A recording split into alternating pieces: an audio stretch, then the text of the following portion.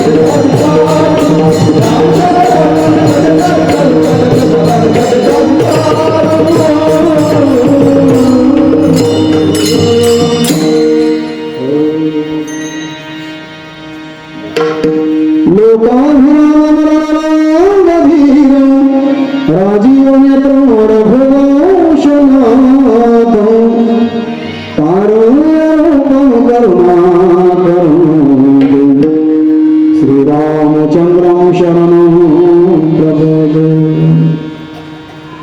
सच्चिदानन्दरूपाय विश्वोत्पत्त्यादिहेतवे तापत्रयविनाशाय श्रीकृष्णाय नमः। ओम नमो ज्ञानेश्वर करुणाकराय तुमचा अनुग्रह लाभलो पावन झालो चराचर। नमो सद्गुरु तुपया ज्ञान दीपा नमो सद्गुरु सच्चिदानंद रूपा नमो सद्गुरु भक्त कल्याण मूर्ति नमो सद्गुरु भास्करा पूर्ण कीर्ति गंगा विशुद्धं तपोसरसं सर्वनिष्ठितं चुम्बिका पुण्यस्थानं सराले स्थितं तं समाधिस्थमूर्तिं नमामि गंगा गिरियो विराजं तपो ज्ञान वैराग्य भक्ति स्वरूपं सदालंकृतं साधु संज्ञा मुखयस्य वेदांत शास्त्रार्थमिति नमो नारायण गुरुजी परब्रह्म स्वरूपम् घ्यावी घ्यावी माझी सेवा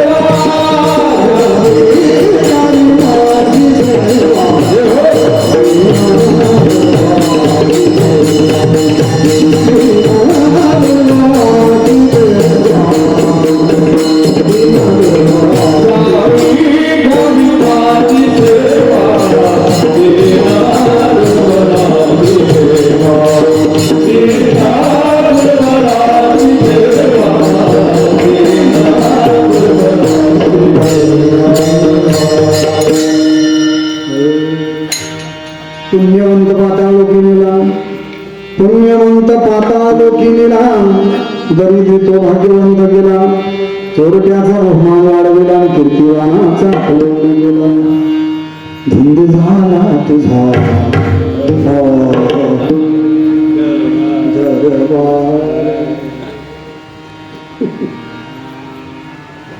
प्रस्तुत संप्राप्त कीर्तनपती सेवेकरिता निवडलेला अभिंग भगवान पंढरीशी परमात्म्याचे गडिवान भक्त प्रेममूर्ती संत श्रेष्ठ श्रीमंत श्री नामदेवजी महाराज यांच्या शिष्या आणि त्यांच्या घरी दासी म्हणून ज्यांनी आपलं जीवन घालवलं पण घरकाम करता करता इकडे बघ माझ्या आवाज वाढूच नको तुझी माझी पहिली भेट आहे तू गाता गाता जर महाराजांनी जोग राग इतका सुंदर गात होते ना विको वाढवल्यामुळं त्याचा स्वर गेला तेवढ्या मिनिटापूर बाबा हाताला माझं कसं झालं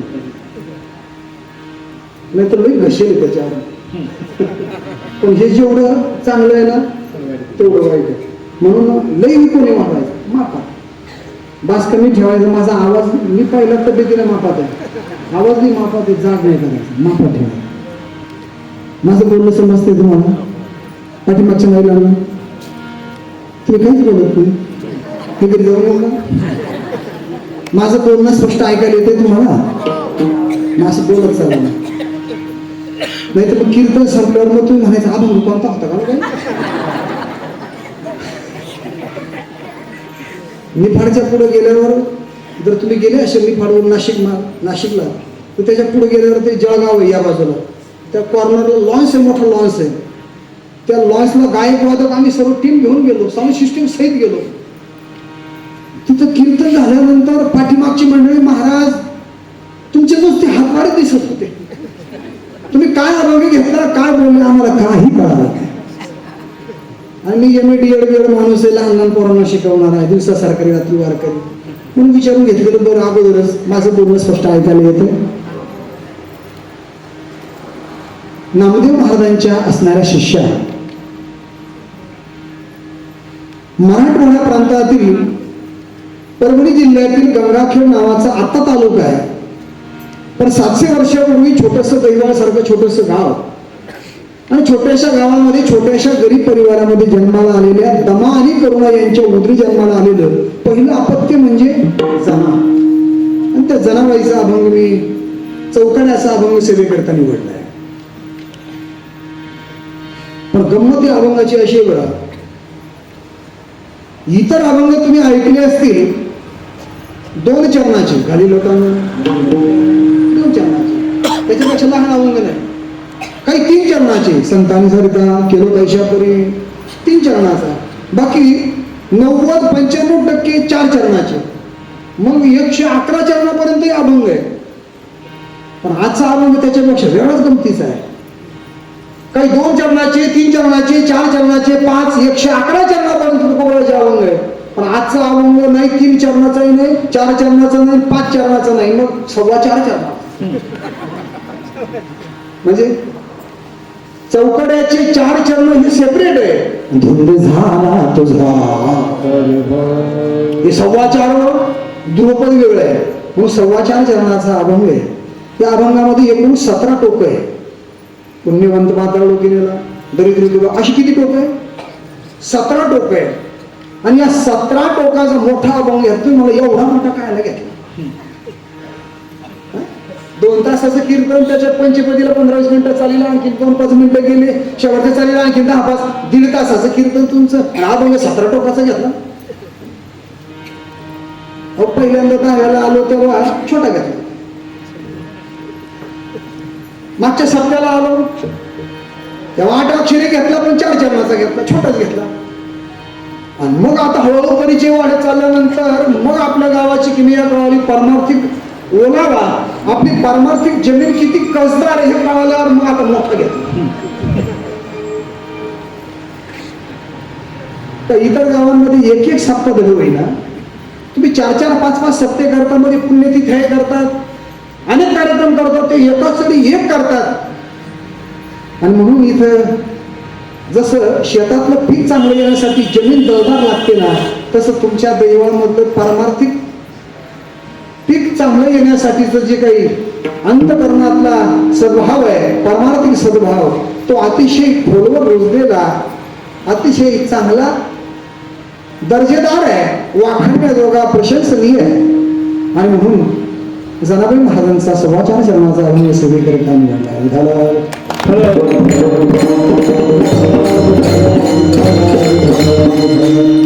अभंग गमतीचा आहे. बरोबर, अजून काय गंमत आहे? पहिली गंमत सांगून गेलो 4.25 चरणाचा, अजून दुसरी गंमत आहे. या अभंगाच्या पहिल्या चरणामध्ये 4 टोक आहे. पुण्यवंत पाताळ लोकिनेला, दरिद्री तो भाग्यवंत गेला, चोरट्याचा बहुमान वाढविला, कीर्तिवानाचा अपमान केला. पहिलं टोक आणि शेवटचं टोक. पुण्यवंत पाताळ लोकिनेला, कीर्तिवानाचा अपमान केला, म्हणजे चांगल्या लोकांचं वाटोळ केलं. पुण्यवंत पाताळात घातला, कीर्तिवानाचा चांगल्या लोकांचं वाटोळ केलं. आणि मग हे 2 कडवे सांगतात, वाईट लोकांचं चांगलं केलं. दरिद्री भाग्यवान बनवला, चोरट्याला बहुमान दिला, आणि म्हणून धुंद झाला तुझा दरबार. अशी बाकी सगळे चरण वेगवेगळे सर्व उभे होतात.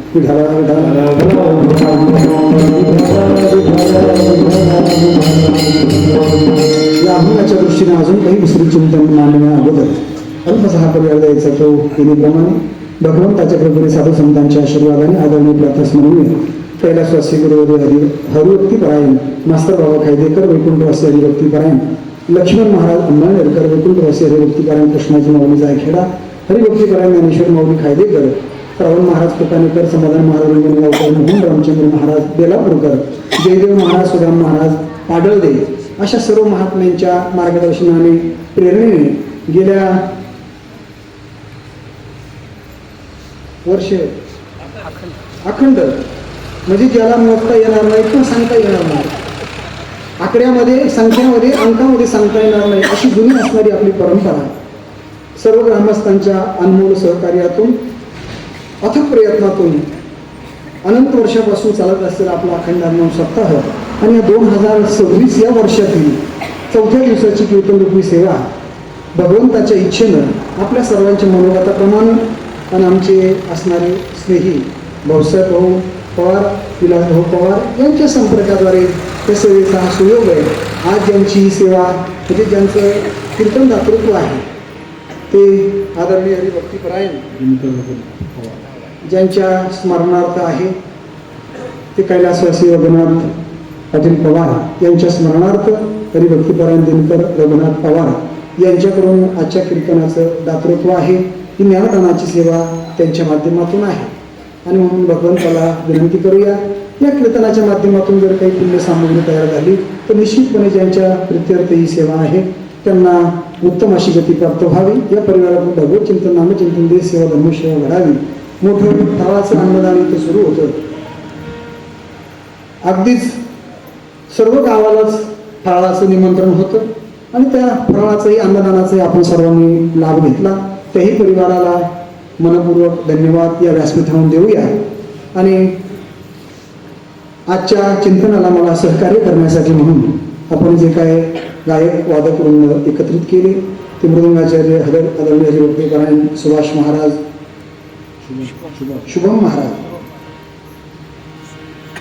शुभम महाराज उपस्थित आहेत. त्यांनाही मनपूर्वक धन्यवाद. गायनाचार्य म्हणून भास्कर महाराज, गाव नानसितानंद, भास्कर महाराजांच्या चरणावर आदरपूर्वक नमन करतो. दुसरे दोघे एकाच गावचे आहेत, त्याही महाराजांच्या चरणावर आदरपूर्वक नमन आहे. आमचे परममित्र प्रसाद मते महाराज याच गावचे आहेत. नेहमीच फोनद्वारे संपर्क करून अगदी सुलभ येण्यासाठी काय होईल अशा सुविधा ते उपलब्ध करून देत असतात. आणि आजही त्यांच्या संपर्काद्वारे येण्याचा, सरळ येण्याचा मार्ग सापडला, नाहीतर शिरपूर यात्रेत सापडलो असतो. त्यांनी दुपारी फोन करून सांगितलं, महाराज असे यायच्या ऐवजी असे या.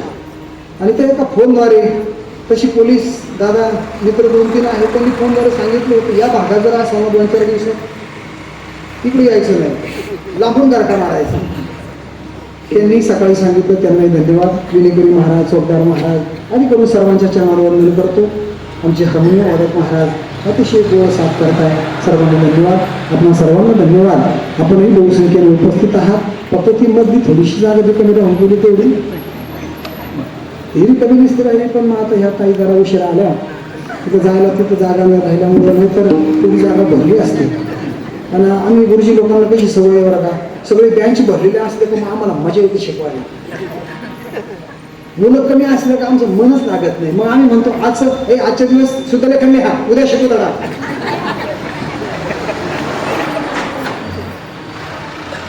आपणही बहुसंख्येने उपस्थित आहात. तरुण वर्ग भरपूर आहे आणि त्यानिमित्तानं 4थ्या दिवसाच्या चिंतनरूपी सेवेला सुरुवात करण्याला प्रारंभ करीत असताना वारकरी संप्रदायामधला एक अलिखित असा नियम आहे. पहिल्या दिवसाच्या कीर्तनकारानं नामाचं महत्व सांगणारा अभंग घ्यावा. दुसऱ्या दिवसाच्या कीर्तनकारानं संतपर प्रकरणातला अभंग घ्यावा. तिसऱ्या दिवसाच्या कीर्तनकारानं बाळ क्रीडा या प्रकरणातला अभंग घ्यावा. चौथ्या दिवसाच्या कीर्तनकारानं सगुण भक्तिपर प्रकरणातला अभंग घ्यावा. 5व्या दिवसाच्या कीर्तनकारानं करुणापर प्रकरणातला घ्यावा. 6व्या दिवसाच्या कीर्तनकारानं उपदेशपर प्रकरणातला घ्यावा. 7व्या दिवशी मागणी, 8व्या दिवशी काळा. आणि म्हणून आज 4था दिवस असल्यामुळं सगुण भक्तिपर प्रकरणातला हा अभंग आहे, ज्याला आपण भांडण प्रकरण सुद्धा म्हणतो. आणि असा भांडण प्रकरणातला जनाबाई महाराज भगवान परमात्म्याशी भांडताय, पण दगडाच्या मूर्तीबरोबर भांडता येतं का? मग भांडायला एकूण आर्य म्हणल्यावर पुढचा कार्य म्हणला पाहिजे तर मजा येते. तर पुढच्या चांगल्या चांगल्या शिव्या सुचतात, बोलायला पुढचं चांगलं चांगलं सुचतं. गाणाऱ्याला तेव्हा मजा येते, चांगलं चांगलं गाता येतं, आलाप चांगली भेटते. कधी वाजवणाऱ्याला योग्य साथ दिली तर, ताल योग्य चालला तर, नाही तर हाय ते विसरून जातात. मग आज 4 चरणाचा 4.25 चरणाचा अभंग मी सेवेकरिता निवडला. ज्यांचा अभंग सेवेकरिता निवडलाय त्या श्री संत जनाबाई महाराज आहे. का हो महाराज? कोण जनाबाई महाराज? ज्या देवाशी भांडायला लागले. त्या जनाबाईला कळत नव्हतं, अरे देवाचं नामस्मरण करावं, स्तुती करावी अथवा निंदा करावी. अरे देवाचं भजन करावं अथवा पुराणी पवाडे, जी पुराणामध्ये पवाडे सांगितले, देवाच्या कथा कीर्तन सांगितले ना, ते कथा कीर्तन गावे, ऐकावे. देवाशी भांडण. भांडणासाठी सुद्धा भांडण 2 ठिकाणी होत असतं. एक तर अति द्वेषातून आणि दुसरं होतं अति प्रेमातून. मग आजचं जे जनाबाईनं भांडण केलंय हे अति प्रेमातलं भांडण आहे. मग अति प्रेमातलं भांडण आहे म्हणजे देवाशी अतिप्रेम करणारे हे जनाबाई नेमके आहे. पण समजून घेऊया. ज्या देवाशी भांडायला लागल्या त्या जनाबाई कोण? मी सांगून आलोय परिहारामध्ये, गंगाखेड नावाच्या छोट्याशा गावामध्ये दमा आणि करुणा यांच्या उदरी पहिलं अपत्य जन्माला आलं, तिचं नाव आहे जना. पण त्या जनाबाईचा अधिकार आहे का कडे? गरीबाच्या घरी जरी जन्माला आली ना तरी त्या जनाबाईचा अधिकार आहे का? जनाबाईचे अभंग म्हणजे सर्वसामान्य अभंग नाही. जनाबाईचे अभंग म्हणजे वेदाच्या उच्चारांपेक्षा कमी नाही. आणि जनाबाईचे अभंग गीतेच्या श्लोकांपेक्षाही त्यांचा अधिकार कमी नाही. तुम्ही म्हणा या अभंग तर आम्ही नेहमी ऐकतो, तुम्ही नेहमी ऐकता, पण त्याचा अधिकार नाही ऐकत तुम्ही. जनाबाईच्या अधिकारात अभंगाचा अधिकार आहे का करा? भगवंताच्या श्वासातून वेद निघाले.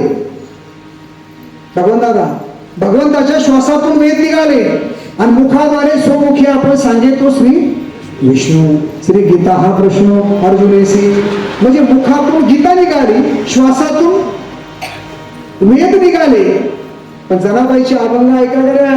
तुकोबरायच्या अभंगांपेक्षा, ज्ञानोबरायच्या अभंगापेक्षा जनाबाईच्या अभंगाचं महत्व एक अलौकिक आहे. काय अलौकिक आहे? अरे ज्ञानोबरायची ज्ञानेश्वरी एका मेलेल्या माणसाला उठवलं, सच्चिदानंद बाबा आदरून एकको झाला. मेलेल्या माणसाला उठवलं, ज्ञानेश्वरी लिहायला लावली, नवल नाही. तुकोबरायचा पंचवेद गाथा ठरलेला गाथा संताजी जगणारे नावाच्या एका 14 काळकऱ्यांपैकी एका शिष्यानं लिहिला, नवल नाही. तुम्ही म्हणा नवल नाही, मेलेल्या माणसाला उठून ज्ञानेश्वरी लिहावी, तुम्ही म्हणता नवल नाही. अरे नवल नाही, ज्ञानेश्वरी सुद्धा जीवानं लिहिली, गाथा सुद्धा जीवानं लिहिला. पण जनाबाईच्या अभंगाचं विशेष आहे का? जनाबाईचे अभंग जीवानं नाही, देवानं लिहिले. ही जनाबाईच्या अभंगाचं विशेष आहे.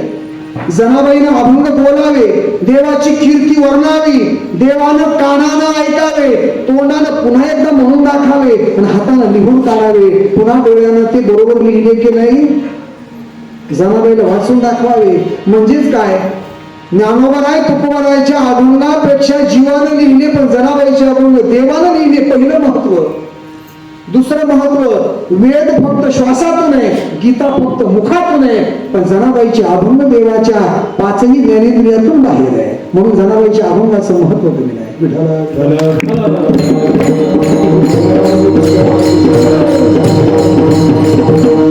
जनाबाईचा अधिकार आहे का जरा? कोण जनाबाई? आपल्या कलियुगामध्ये सुद्धा अनेक सभा भरतात. लोकसभा, विधानसभा, राज्यसभा सभा भरतात.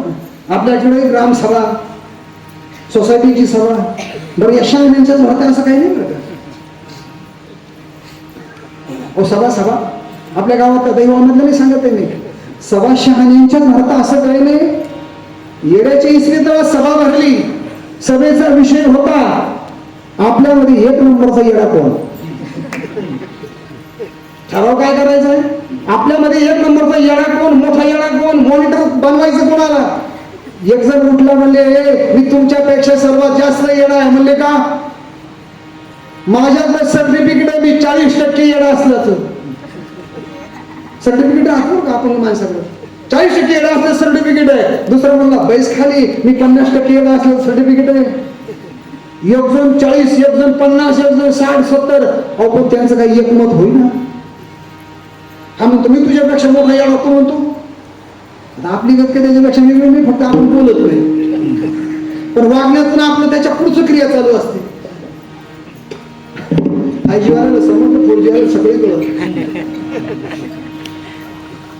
त्यांचं एकमत होईना. बऱ्याच वेळानंतर सगळे वैतागले येण्याच्या सभेमध्ये, इस्पितळामध्ये. आणि मग त्याच्यातला एक जण म्हातारा माणूस होता. मला गप्पा सारे तुम्ही प्रत्येक जण काही ना काहीतरी टक्के येडेच आहात, म्हणून आपण इस्पितळात आहोत. पण आपल्यामध्ये सर्वात एक नंबरचा येडा कोण? डॉक्टर. का? अरे आपण थोडेफार होईल येडे म्हणून इथं राहतो, ते शहाणा असून इथं राहतो. सभा कोणाची भरली? वेड्यांची भरली. शहाण्यांची भरती नवल नाही, तशी संतांची सुद्धा सभा होती. पंढरपूरच्या वाळवंटामध्ये सभा होती. संत सभा म्हटली का सभेला अध्यक्ष लागतो. सभा म्हटली का सभेला अध्यक्ष लागतो. सभा म्हणली का सभेला प्रमुख पाहुणा लागतो. सभा म्हटली का सभेला एक सूत्र संचालक लागतो.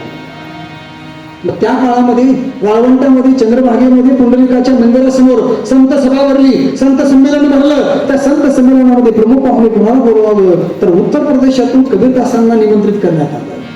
आणि म्हणून तर महाराष्ट्राला उत्तर प्रदेशचे पाहुणे लय आवडतात. बिचारे कोरोनामध्ये पै गेले होते, पण पुन्हा कोरोना संपल्यावर गाड्या भरून आले.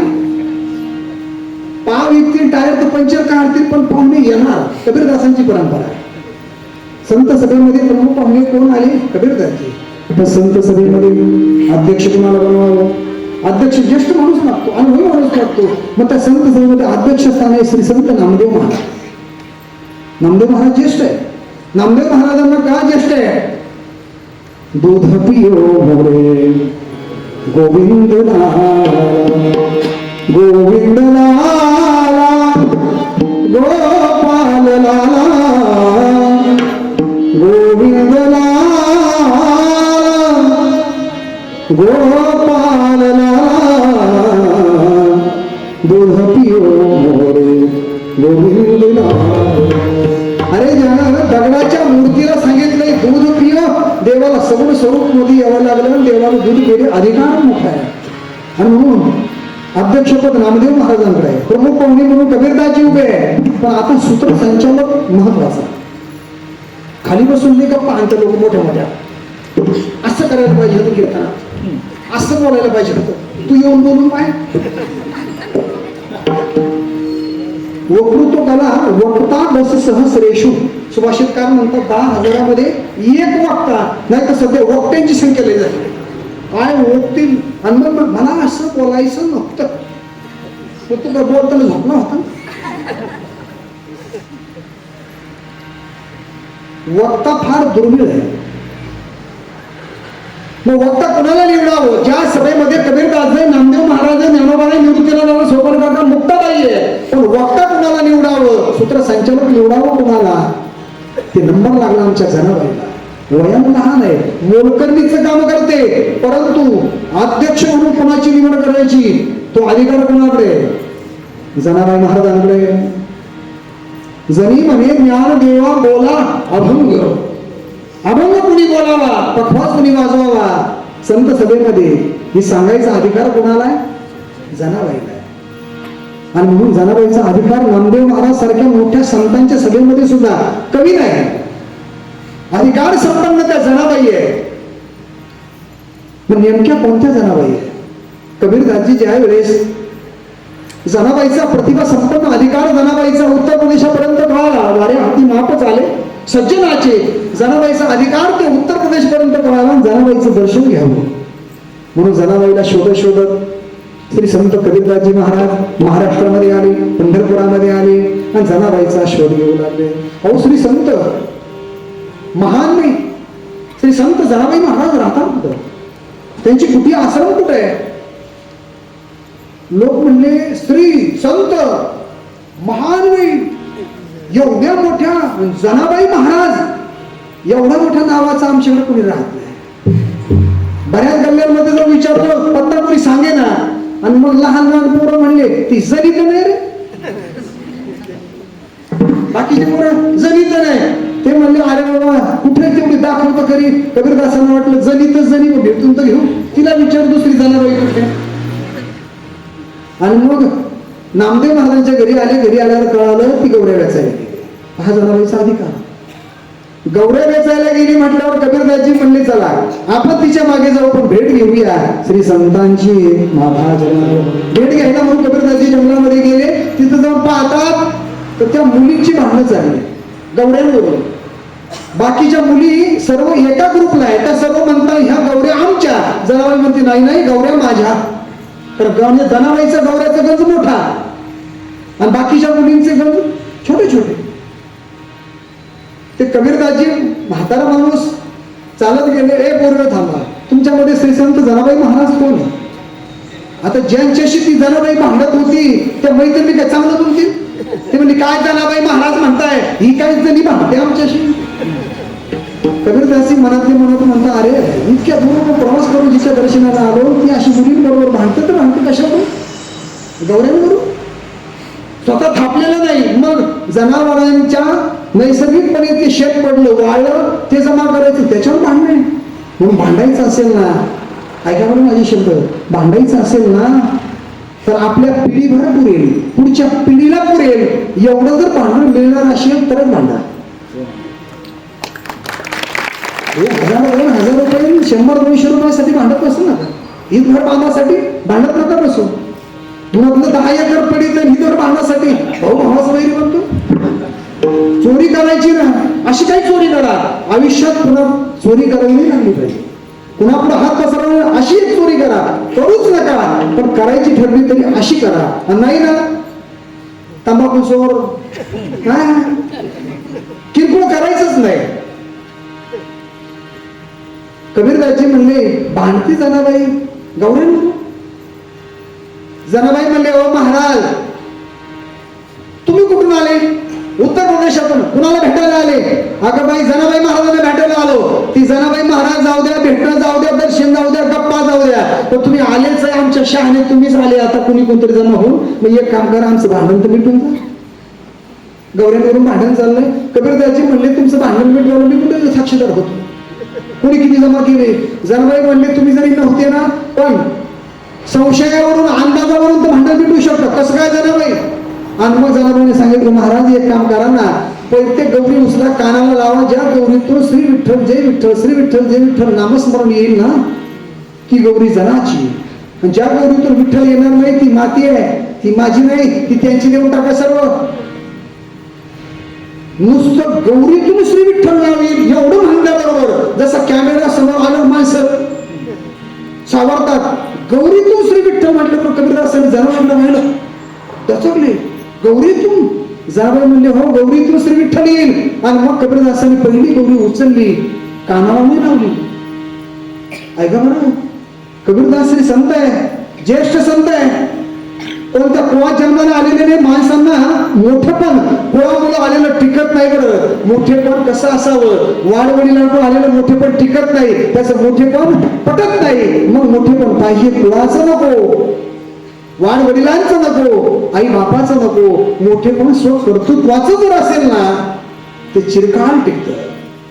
कबीरदासांनी स्वकर्तृत्वानं मुस्लिम समाजात जन्माला येऊन विठ्ठलाची परमात्म्याची भक्ती करताय. आणि ते कबीरदासजी कानाला नाही लावली. जनाबाई म्हणते कानाला लावून पहा. पहिली गौरी घेतली, मस्तकाला लावली. का? हिच्यातून जर श्री विठ्ठल आला, जर मस्तकाला दर्शनाला घ्यायचं राहून गेलं मग पहिलं मस्तकाला लावली, दर्शन घेतलं, कानाला लावली. श्री विठ्ठल जय विठ्ठल. एक उचलली जनाबाईकडं, दुसरी उचलली जनाबाईकडं, असं करता करता सगळा गण जनाबाईकडं. त्या सर्व मुली समूहामध्ये त्या म्हणल्या का हो महाराज वयानं म्हातारे झाले. ती एकटे 2 हात, तिच्या 2 हाताने एवढ्या जमा झाल्या आणि आम्ही एवढ्याचे 2-2 हात, किती हात होतील? आमची एक बी नाही का? कबीरदासजी म्हणले मला काय माहित नाही, तुम्ही ऐकून पहा. प्रत्येक गौरीतून श्री विठ्ठल जय विठ्ठल येतोय. ज्या अर्थी श्री विठ्ठल जय विठ्ठल येतोय त्या अर्थी गौरी जनाबाईची. जनाबाईला विचारलं जनाबाई हे कसं?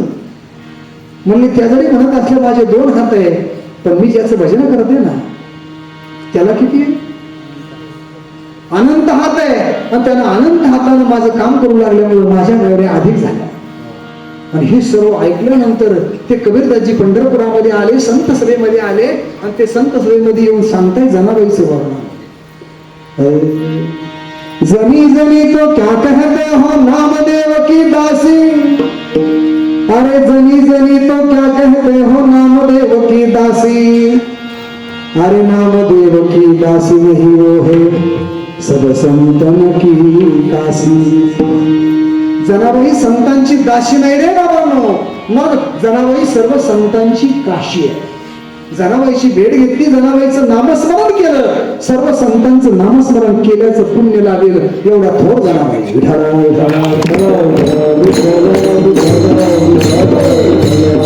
जन्माला आल्या गंगाखेड गावामध्ये. दुर्भाग्य जनाबाईचं जन्माला आल्या आई वारल्या, निवड झाल्या. बापाला रागराग केला. कार्ती जन्माला आली नसती चाललं असतं. अरे तू आली ना आयुष्याची जोडीदारी मला सोडून गेली, कमी वयात लग्न झालं तर. जनाबाईचा बाप दमा नावाचा बाप म्हणतोय जन्माला आली नसती चाललं असतं. अगं तू आली ना आयुष्याची जोडीदारी मला सोडून गेली. 2-5 दिवस निघून गेले. जनाबाईचा बाप तिरस्कार करतोय लहान जनाबाईचा, पण हळूहळू जनाबाईविषयी स्नेह वाढत गेला. कारण संसारामध्ये जर एक मुलगा आणि एक मुलगी असेल ना, तर आईचं मुलीपेक्षा सर्वाधिक प्रेम असतं ते मुलावर. ऐका बरं, माझ्याही घरात ते, तुमच्याही घरात ते कसं म्हणा, आईचं सर्वाधिक प्रेम मुलीपेक्षा मुलावर अधिक आहे, पण बापाचं मात्र मुलापेक्षा मुलीवर अधिक आहे. त्या दमा नावाच्या बापाचं त्या जनाबाईवर हळूहळू स्नेह तयार झाला. जनाबाईला उचलून घ्यावं, कडेवर घ्यावं, नाडीपुडी लावावं, खाऊ घालावं, असं करता करता लाडा गोडानं माझ्या वडिलांची निरासेवा देवा. जनाबाईची वडील तिला भजन म्हणून झोपी लावायचे, भजन म्हणून तिला खेळवायचे, आणि ते संस्कार जनाबाईवर झाले. एक 6-6.5 वर्षाची जनाबाई झाली असेल, आणि गावातून जनाबाईच्या पंढरपूरची वारी झाली. पंढरपूरची वारी चालली म्हटल्यानंतर सर्व टाळकरी एका रंगाचे कपडे घातले, सफेद रंगाचे कपडे घातले, सारख्या टोप्या, सारखे उपरणे, आणि भजन सुद्धा सारखं चाललं.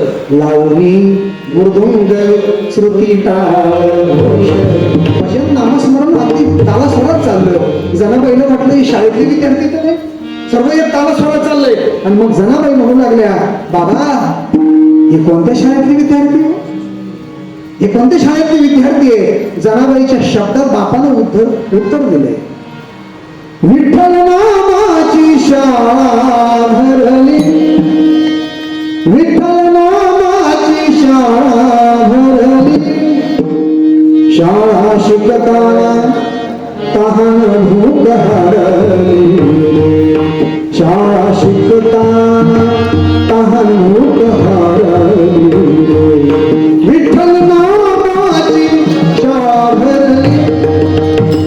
जनाबाईनं विचारलं, हे कोणत्या शाळेतले विद्यार्थी? वारकऱ्यांना पाहून जनाबाईचा बाप म्हणतोय दमा नावाचा, हे पंढरपूरच्या शाळेतले विद्यार्थी आहे. बाबा का चालले पंढरपूरला? का चालले बाबा? तर लहान पोरग कुत्र्याचे पिलू लई लावत नाही घ्यायचं. कुत्र्याचे पिलू जर लई लावत घेतलं ना, ते असं अंगावर झापा मारतात, सगळे कपडे खराब करून देतात. लहान पोरग सुद्धा लई लावत नाही घ्यायचं. लई लावत घेतलं ना, ते कधी धोतर पडून पोरग सांगता येईल, काय प्रश्न विचारेल. आता कोल्या बाबा कुठे गेलं कीर्तनाला? सायगावला. आमचं अंदर नगर समजून सायगाव आहे.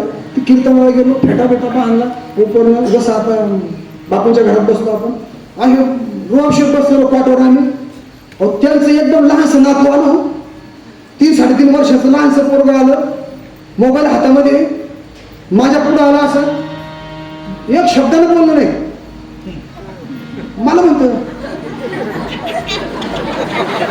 मला लाजीरवाणं झालं. 4-5 माणसं बसले, आजूबाजूला पोरगं म्हणतो मोठं बाजूला. बरं घर बी साध्या माणसाचं नाही, डॉक्टर, त्याची सून म्हणजे तोही डॉक्टर, मुलगा डॉक्टर, सूनही डॉक्टर, सगळं बी आहे घर. सगळे आजूबाजूला सगळे पूजा अर्चा सगळे आटोपलेली, कीर्तन तिकडे भजन चालू, आणि ते लहान संदीप माहिती पाहिजे नाही बरं मोबाईल मध्ये पाहायचं. सारखाना बाजूला उठून उभा करायला म्हणजे चला भजन सुरू. समय झाला, समय झाला. पोरांचा नाद नाही करायचा. पोरांना जर तुम्ही एका प्रश्नाचं उत्तर दिलं ना, ते कधी आपली बोलती बंद करीत सांगता येत नाही. एक लहान लेकरू याच्यासारखं 8 दिवस शाळेत नाही गेलं. 8 दिवस नाही गेलं, 9व्या दिवशी आजोबाचा हात धरला, असं गल्लीतून चाललं. नेमकी त्याची गुरुजी समोरून आले. गुरुजी समोरून आले म्हणलं, त्याचा आजोबा म्हणला, बाळ्या लप लवकर. गुरुजी आले. 8 दिवस झाले शाळेत नाही गेला, लप लवकर. ते बाळ्या म्हणला, बाबा मला तुमच्या दैवाळा म्हणता नाही बरं बाळ्या, आमच्या शाळेतला सांगतोय, लप लवकर. गुरुजी आले, हाणतील, मारतील, बोलतील तुला, तुझ्याबरोबर मलाही रागावतील, लप लवकर. 8 दिवस झाले शाळेत नाही गेलं. ते लहानसं बाळ्या म्हणतं, बाबा मला लपायची गरज नाही, तुम्हीच लपा. अरे मी काय त्यांच्या शाळेत जातो का? मी कशाला घाबरू त्यांना? मी काय शाळा बुडवली का? बाबा तुम्हाला सांगितलं मला पाहिजे गरज मला नाही, तुम्हालाच आहे. अरे बाळा ऐक लवकर, ते जवळ यायच्या आत लप लवकर पळ घरी. ते म्हणा, बाबा मला लपायची काय लपायची गरज नाही रे बाळ्या. बाळ्या म्हणतो, बाबा 8 दिवसापूर्वीच गुरुजीला सांगून आलो, माझे बाबा गेले. कीर्तनाला नाही, गोटू दय्यम पुरी, आणि म्हणून 13 होईपर्यंत मला काही यायला जमत नाही. गुरुजी लहानपणाचा नाद नाही करायचा. जनाबाईनं पहिला प्रश्न विचारला, बाबा हे कोणत्या शाळेतले विद्यार्थी? पंढरपूर. का चालले? पहिल्या प्रश्नाचं उत्तर भेटलं. दुसरा प्रश्न, का चालले? जनाबाईचा बाप म्हणतो, अगं त्या देवाने यांना दिले इंद्रिय, हात पाय कान, डोळे मुख बोलाया वचन, जेणे तुझोडसी नारायण. ज्ञानोबा 7व्या अध्यायामध्ये म्हणतात 105 क्रमांकाच्या ओळीमध्ये, पाहे पा शरीराची आगावा, जया लागे हरी पांडवा, तो कार्यार्थ वागावा सांडोनिया. ज्या कामाला आले ते काम कशाला आले? देवे दिला देव भजना मोठा, भजन करायला चालले. जनाबाई म्हणते, का बाबा त्यांना हातपाय दिले, ते भजन करायला चालले, देवाला दिले म्हणून. मग त्या देवानं आपल्याला बी हातपाय दिलेच की, मग ते भजन करतात, आपण का नाही करत बाबा?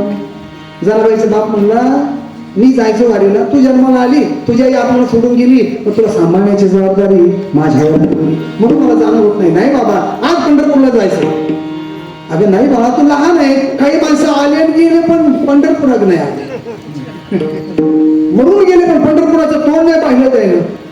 आणि मग तू लहानशी पोरगी म्हणते पंढरपूरला जायचं, पण बाल हट्ट नाही झाला. त्या दमा नावाच्या बापानं हाताला धरलं आणि त्या वारकऱ्यांबरोबर मजल भजन करत करत पंढरपुरामध्ये गेले. आणि मग जनाबाईनं कथा कीर्तन ऐकत आली, देवाचं महात्म्य ऐकत आली, वाळवंटामध्ये आली, चंद्रभागेचं स्नान केलं, कथा कीर्तन ऐकलं, विधी तो हरिकथा. पहिलं चंद्रभागेचं स्नान, कथा कीर्तन ऐकावं आणि मग पांडुरंगाच्या दर्शनाला गेले. जनाबाईनं देवाला पाहिलं आणि परिणाम पाहिली आवे झाला, पाहिली आवे झाला, पाहिली आवे झाला, पाहिली आवे झाला. पैसे दिले पैसे दिले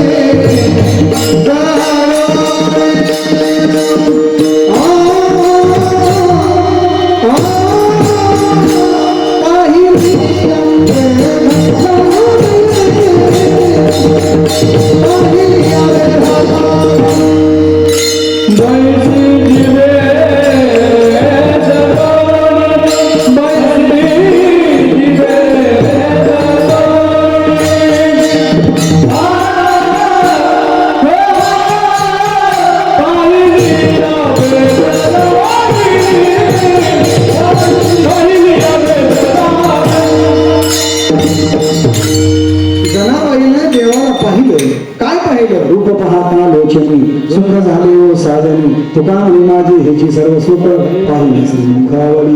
देवाचं रूप पाहिलं, पाहिली वेद लावी, त्या देवानं चित्त वेधीले नंदाच्या नंदने. जनाबाईचं चित्त वेधून घेतलं. वारी संपली. जनाबाईचे वडील म्हणतात, जनाबाई पंढरपूर संपलं, वारी संपली, आता गावाकडे गंगाखेडला जायचं. जनाबाई म्हणते, नाही बाबा, आजपासून माझी माहेर पंढरी. जनाबाईचे वडील म्हणतात, हे जरा, अगं तू मुलगी आहेस, कोणाच्या आधारानं जीवन जगशील इथं, गंगाखेडला चाल.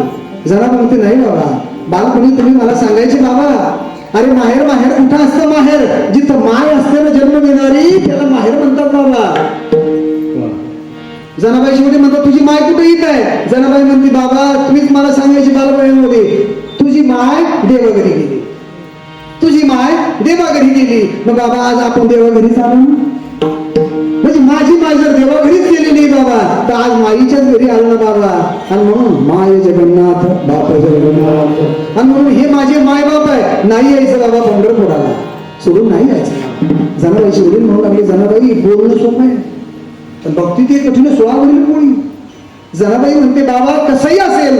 जनाबाईच्या वडिलांनी शब्द बांधून घेतला, जनाबाई कलिंगातली अनेक माणसं अशी आहेत, जन्माला देव घालायला तयार नाही माणूस म्हणून, पण त्यांनी देवाला वचन दिले, आठवीन पाय हा माझा नवस केला देवाला, मला माणूस म्हणून जन्माला गेला, भजन करेल तुझं. पण जनाबाई तू मात्र तसं करायचं नाही, भजन करायला पंढरपुरात राहते ना, भजनच करायचं, नाहीतर मग क्या किया क्या किया क्या किया रे, क्या किया क्या किया क्या किया रे. तूने जीवन गवा दिया, तूने जीवन गवा दिया, क्या किया रे. जिसे पाया था उसको ही खो दिया.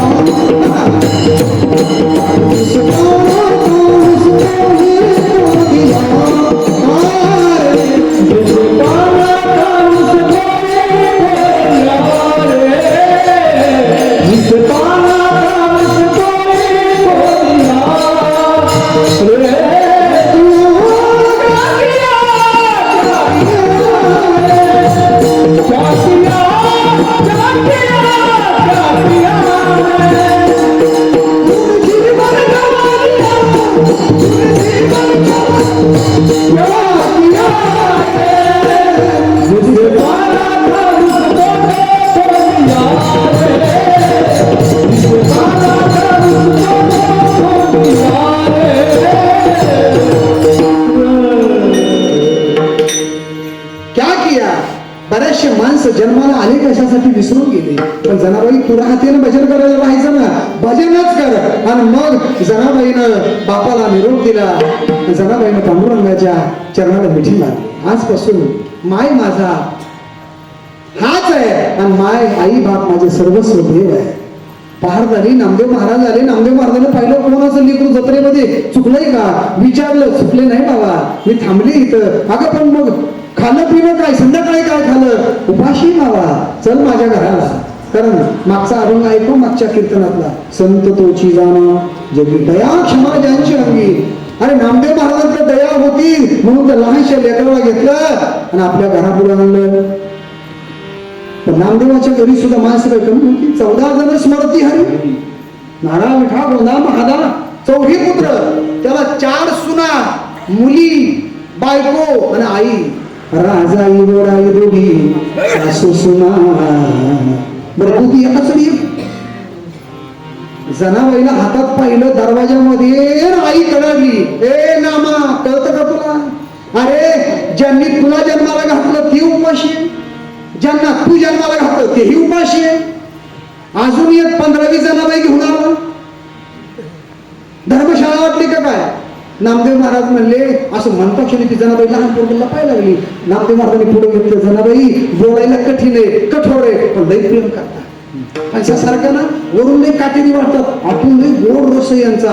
आणि मग असं म्हणलं म्हाताऱ्या गप्प झाल्या. अहो लहान लेकरू खायला काय रे? अगं जे तुम्हाला खाशाल ते घ्या. पण ते काय काम करेल? काही बी सांग, निश्चयाचे वेळ काही काम करेल. जनाबाईकडे अनेक कामं आली. झाड लोट परिजनी, केर भरी चक्रवाणी, अनेक कामं आली. आणि कालांतरानं जनाबाईकडे काम आलं होतं दळायचं. संध्याकाळी भांडे पुन्हा आटोपले. एवढ्या मोठ्या परिवाराचे का जनाबाईनं दळायला बसावं. पण जातं मोठं, पण जात्याचं वरण आहे बरं का. पहिली तरी बाजूला काढून ठेवायची, हातामध्ये शिराई घ्यायची, सर्व तळ्या परिसर झाडून काढायचा आणि मग हातामध्ये दगड घ्यायचा. कोणीतरी अशी ना जात्यावर दळलेल्या हातामध्ये दगड घ्यायचा आणि मग खालच्या तळ्याची जात्याची खुंटी ठोकून घ्यायची. मग दुसरी तळी जवळ घ्यायची, ती खुंटी पुन्हा ठोकून घ्यायची. मग वरची तळी डोकत आणायची, खालच्या तळीवर बसवायची आणि मग मांडी घालून बसायचं.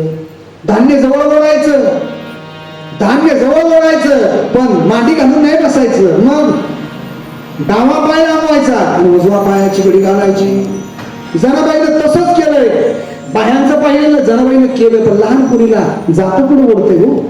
रडून रडायला आली का? जनाबाई म्हणते, जर माझ्याच्यानं दळण झालं नाही तर मला या घरात ठेवणार नाही, आणि घरात कामाला नाही ठेवलं तर खायला भेटणार नाही, आणि खायला नाही भेटलं तर मला देह टिकणार नाही, आणि देह टिकणार नाही तर वजन करता येणार. खायचं काय आहे तर भजन घडलं पाहिजे. मग खायला भेटलं पाहिजे तर काम केलं पाहिजे. जनाबाई वैतागली, उभी राहिली, उभ्यानं जातं ओढायला लागली. पण तरी सुद्धा ते जातं ओढल्या जाईना. घामोघाम झाली. रात्रीचे 12 वाजले, अर्धी रात्र झाली आणि काम आपल्याच्यानं होत नाही. आणि मग तिने आवाज दिला, सुंदर माझी जाते ना फिरते बहुतेक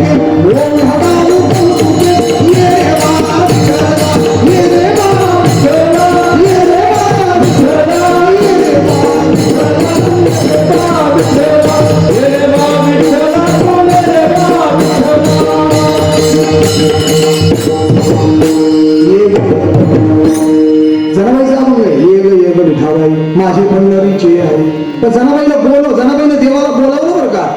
सुंदर माझे जाते ग. पण जातं म्हणजे कोणतं? ते दळायचं दगडाचं.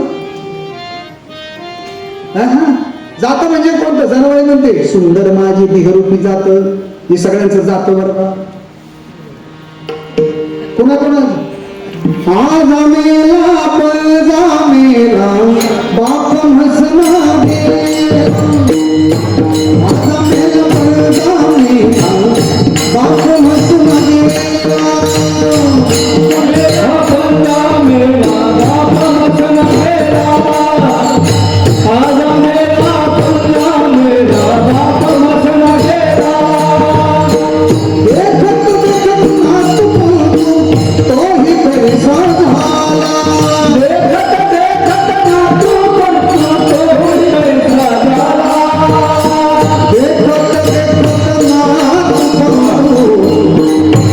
पैसा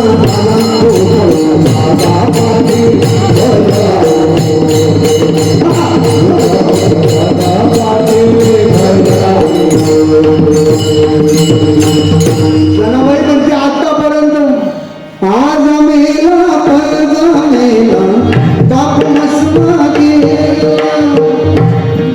चला ठेवली का नाही? हो देखत देखत नातू तो ही कैसा झाला. मला साध होऊन डर येत जनाबाई म्हणते अरे हे जाताही बाबा नो आज्याचं गेलं पंजाचं गेलं सगळ्यांचं चाललं आणि माझं सुद्धा जाणार आहे. पण माझं जातं कसं सुंदर माझी जाते का इतर संसारिकांची जाते काम करून दोघांना खराब झाले पण माझं जातं लाताळीला हा संसार केला शरोमीचा म्हणून माझं जातं सुंदर आहे. फिरते बहुतेक म्हणजे बरेच काम करतं घरात सांगितलं त्याचे काम ऐकतं. गंगाखेडमध्ये जन्माला आले चालत चालत पंढरपुरामध्ये आले नामदेवाच्या घरी आले फिरते बहुतेक पण कुठेही फिरत पण उद्या गाऊ कुठेही फिरते काही काम करते पण गोव्या मात्र तुझ्या राहते गड्या म्हणून ये बा देवाला त्वरा झाली गौडा टाकी रे मागे निम्या रात्री देव धावत आले. हे जनाबाई एवढ्या रात्री कशाला बोलावलं. जनाबाई म्हणले देवा एवढं बोलवलं. जनाबाई म्हणले देव म्हणले जनाबाई अगं माणूस कोणतं काम सांग. अगं त्रैलोक्याचा मालक योगी यांचे ध्यानी ध्यापा नातूड असेल तू मध्ये दळलं. अगं काहीतरी मोठं काम सांग. फॅक्टरी टाकू देऊ तुला एखादी कंपनी गिरणीची कंपनी. मला गरज नाही निमोल करी नाही मला राहायला जागा नाही ती फॅक्टरी पण टाकून घेऊ. फॅक्टरी नको मग एखादी गिरणी बसून देऊ. गिरणीच्या तेलाला पैसे नाही माझ्याकडे मी सांगितलं तेवढं करतो का. देव म्हणे बरं ठीक आहे दळून देतो. सरळ बाजूला देव बसले दळायला बसले आणि मग देव दळायला बसले पण गंमत फार पुढची ऐका ना. देवाला दळायला म्हणले हे असा हेंडास कसा नाही बसायचं मग डावा पाय लांबवायचा उजवा पायाची मांडी घालायची. आणि मग देवानं जनाबाईचं ऐकलं. देव दळायला बसले रात्रीची वेळ देवाला सुद्धा डोकल्या यायला लागल्या झोप यायला लागली आणि मग देव म्हणले हे जनाबाई अगं तुझं काम चाललंय बाई पण हे मला झोप येते ना मग एखादं फेसबुक लाव व्हॉट्सअप लाव इंस्टाग्राम लाव काहीतरी बजाव टाइमपास काहीतरी लाव ना. जनाबाई म्हणली मला खायला भेटत नाही बोल करेन मी आणि तुझं व्हॉट्सअप आणि फेसबुक माझ्याकडे तसलं काही नाही बाबा. मग अगं पण झोप नाही आली पाहिजे असं काहीतरी तर म्हण. आणि मग ओव्या गाऊन स्वरात दासी जमीच्या घरात दळण गणितो सख्या श्री हरी आचरिता माझ्या हरी.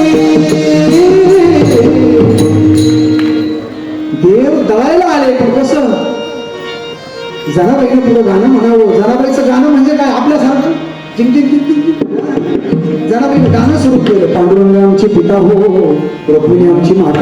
पांडुरंग आमची पिता रुक्मिणी आमची माता. बऱ्याच वेळा चाललं पण त्या जनाबाई एक शुद्धम लागून जायचा. ती म्हणजे हे देवा मी गाणं म्हणते भजन म्हणते गाड्या पण माझ्या मागे म्हणून होतं लाग मला पाठीमागे म्हणत दम लागतो ना मला सहकारी पाहिजे. देव म्हणे बरोबर तू पुढं मी माग. मग जनाबाईने पुढे म्हणावं पांडुरंग आमचे पिता रुक्मिणी आमची माता. देवाला शब्दशम पांडुरंग आमचे पिता म्हणायला कोण पांडुरंगच. रुक्मिणी आमची माता असं बऱ्याच दिवस चाललं बरं ते भजन. असे बऱ्याच दिवस चालतं पण दुसरं आलं का परत हे थांबून जातात. एक दिवस रुक्मिणीला संशय आला. निम्म्या रात्री यांना मिस कॉल आल्यावर जातात सांगून आणि मग पाठला करायचं. देव पुढे जाणार रुक्मिणी आई साहेब माग जातात कुठं करतात निम्म्या रात्री जाऊन काय. आणि मग आले नामदेव महाराजांच्या वाड्याकडं. त्या रुक्मिणीने डोक्याला हात लावला म्हणले काय गंमत आहे दिवसभर या वाड्यातलं येणं त्या वाड्यात पण विठ्ठल विठ्ठल विठ्ठल. आता त्या वाड्यातलं येणं या वाड्यात विठ्ठल विठ्ठल करतं पण त्या वाड्यातलं येणं बाय लाडत आल्यावर काही म्हणते हे येऊन भजन करतं पण ते येऊन इथं काय करतं पाहिलं पाहिजे. देव धावत आले नामदेवाकडे नाही गेले जनाबाईकडे गेले. एक हो जनाबाई आज काय काम आहे दळण दळायचं. देव दळायला बसले भजनही सुरू झालं पण रुक्मिणी आई साहेब भजन ऐकायला आज त्यांनी पहिलंच वाक्य ऐकलं पांडुरंग आमची पिता आम्हाला पिघडली. स्वतः बाप म्हणायला लागले. पुढचं कडवं जेव्हा आलं ना, रुक्मिणी आमची माता धावतच गेल्या. ते जनाबाईचे डोळे पण ते भाजनात पडले झाल्या का त्याला माहितीच नाही रुक्मिणी आल्या म्हणून. तेव्हा का धावत गेले असं हाताला धरलं. हो झोपले का काय म्हणजे काय झालं तू कधी आली मी कधी येऊ द्या. काय म्हणताय कळतं का तुम्हाला मी तुमची मम्मी आहे का. रुक्मिणी आमची ती माता हो. देव म्हणले मी असं म्हणलो. अगं तिच्या नादात ती पुढे म्हणते थोडं प्रेमाचा भुकेला माझ्या ध्यानात नाही ग मी असं म्हणलो. पण एक काम कर मी जर चुकलो असेल ना तुलाही हुशार आहे तर म्हण तिच्या नाद भजन फक्त मागं बंद पडायला. ती मुली म्हणते मला काही येणार नाही का. आणि मग आता बायांचं पाठवून राहतं टिंबटिंब आमचे पिता हो टिंबटिंब आमची माता हो टिंबटिंब आमची पिता टिंबटिंब आमची माता. पण हे टिंबटिंब थोड्या वेळात चाललं. ठराविक वेळानंतर टिंबटिंबाच्या जागा व्हायला जातात. अहो त्या रुक्मिणीचे तसं झालं. कालांतरानं 2-5 मिनिटानंतर त्या एवढ्या भाजनात तर लीन झाला कधी त्यांचे डोळे झाकले आणि कधी डुलायला लागल्या. जनाबाई सारखं शेम टू शेम सुरू झालं. पांडुरंग आमचे पिता हो रुक्मिणी आमची माता हो. पांडुरंगानं नियम झाला. हाताला हात लावला. झोपलीस काय झालं. अगं मला इथून रागावली मी चुकलं होतं पण आता तू काय म्हणते का काय म्हणले मी. अगं तू पांडुरंग आमची पिता मी तुझा पप्पा आहे का. आणि रुक्मिणीला कळालं तुम्ही चुकत नाही मी चुकत नाही. हे भक्ताचं प्रेम आहे भक्ताचं भजन आहे. आपल्याला चुकवतं. आणि कालांतरानं एक दिवस मात्र देव भजनाला आले दळायला आले आणि झोप रात्र झाली म्हणून झोपली. सकाळी उठले जनाबाईची फाटकी गोदडी अंगावर घेतली आणि देव धावत महाद्वारामध्ये गेले. पण चोरीचा आळ आला माझ्यावरी. जनाबाईवर चोरीचा आळ आला आणि मग आता जनाबाईला सोडावं द्यायचं. हिनं देवाचे अलंकार चोरले देवाची गर्दनी वस्त्र चोरले. जनाबाईला चोरीचा आळ आला आणि जनाबाई म्हणली शेवटची माझी इच्छा आहे आयुष्यभर ज्याचं भजन केलं एक धरीला चित्ती आम्ही रघुमाईचा पत्ती एक गाव आम्ही विठोबाचे नाम. आणि आज त्याच्यामुळे मला स्वावर जाण्याची वेळ आहे. मला मरण आलं याचं दुःख नाहीये पण चोरीचा आळ माझ्यावर काळीमा लागला माझ्या नावाला दुःख याचं मला तर एकदा भेटू द्या दर्शन घेऊ द्या शेवटची इच्छा. पण कुशाल घेऊन चला. जनाबाई महाद्वारामध्ये आल्या आणि देवाशी भांडायला लागल्या. अरे विठ्ठा विठ्ठा मुळ मायेच्या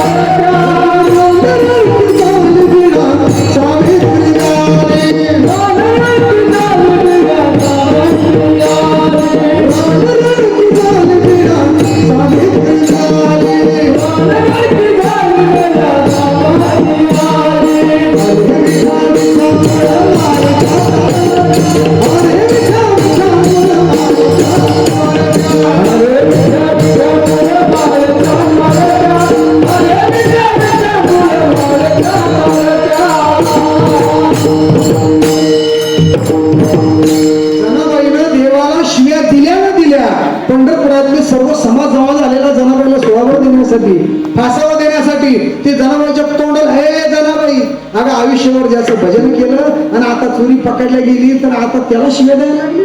आयुष्यभर ज्याचं भजन केलं आता त्याला चोरीला आल्यावर शिव्या द्यायला लागली भांडायला लागली देवाशी. जनाबाई म्हणते उगीच नाही भांडत मी त्याच्याशी उगीच नाही भांडत. अरे तो भांडण्यासारखाच आहे त्याच्याकडे न्याय नाही म्हणजे. आणि भांडण्याचं माझं पहिलं कारण आहे मी उगीच भांडते का. अरे संत असतात ते भांडत नसतात आणि जे भांडत असतात ते संत नसतात. जनाबाई म्हणजे असं काही नाही आमचे सर्व संत भांडले देवाशी. कोण कोण भांडले पहिले ज्ञानोबा भांडले. कानोबा तुझी घोंगडी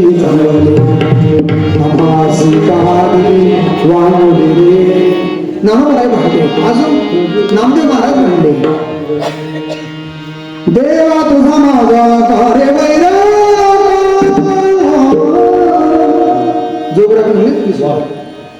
नामदेव महाराज म्हणले देवाशी देवा तुझा माझा कार्य वैरदार दुःखाचे डोंगर दाखविसी. आणि आमचे तुकोबाराय सुद्धा भांडले. माझ्या लेखे देव मेला असो त्याला असेल. सर्व संत भांडले. मग आमचे कबीरदास काय मागे राहिले. कबीरदास सुद्धा देवाशी भांडले. काना देना तू अच्छा देना देना शिरापुरी काना देना तू अच्छा देना देना शिरापुरी काना देना तू अच्छा देना देना शिरापुरी काना देना तू अच्छा देना देना शिरापुरी देना शिरापुरी नहीं तो हो गई तेरी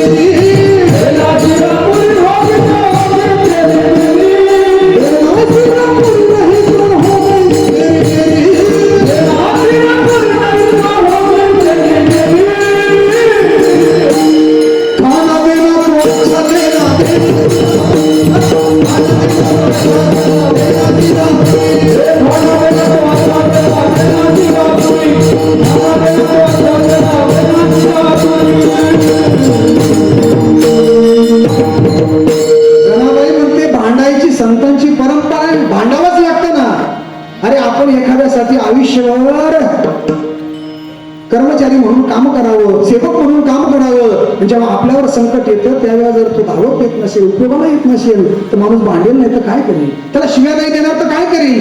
आयुष्यभर मालक मालक म्हटलेला माणूस सुद्धा वेळेला जर उपयोगाला नाही आला तर शिव्या दिल्याशिवाय राहत नाही. जनावे म्हणले सर्व संत मांडले, मीही मानते, आणि म्हणून याच्याकडे न्याय नाही. आणि तुम्हाला जर संशय असेल ना तर पहावे पुराणी, विचारावे, याच्याकडे न्याय नाहीये. अरे हा काय करतो माहितीये का, गोऱ्या पोराला काळी पोरगी, काळ्या पोराला गोरी पोरगी, न्याय नाही याच्याकडं. उगामध्ये आले समर्थाच्या मना, जरी होयला जास्त शिकलेले दारे द्यायला आणि कमी शिकलेले नोकरीला. ज्याच्याकडं पूर्वीच्या काळामध्ये होंडा बैल नव्हता ते होंडा कंपनीच्या गाडीत फिरतोय, आणि ज्याच्याकडे पूर्वी 12 बैलाच्या जोड्या होत्या ना त्याच्याकडे होंडा नाही ठेवला. का, देवाच्या मनात आल्यावर जरी होय राणा रंग द्यायचा, आणि म्हणून त्यांना काय म्हणतात, धुंद झाला तुझा दरबार,